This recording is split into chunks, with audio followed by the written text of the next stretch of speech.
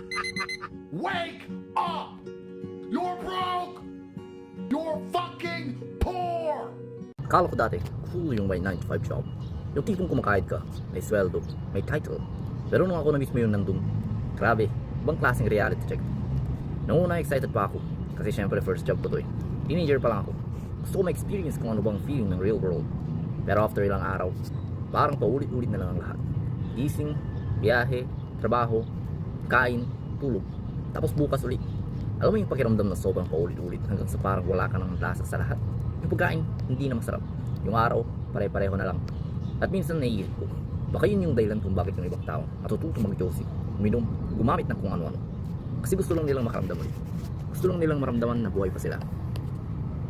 Every time nagigising ako ng 4 AM, napapaisip ako, ganito ba talaga ang buhay ng karamihan?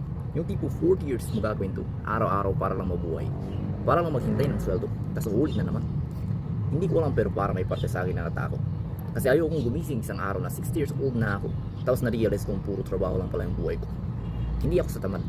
I just know I'm destined for great things, not be stuck on mediocrity. Kaya siguro ito yung wake-up call ko na kung gusto ko mabuhay ng iba, kailangan kong gumawa ng iba. It isn't just about surviving. Gusto ko din maramdaman na I'm actually living.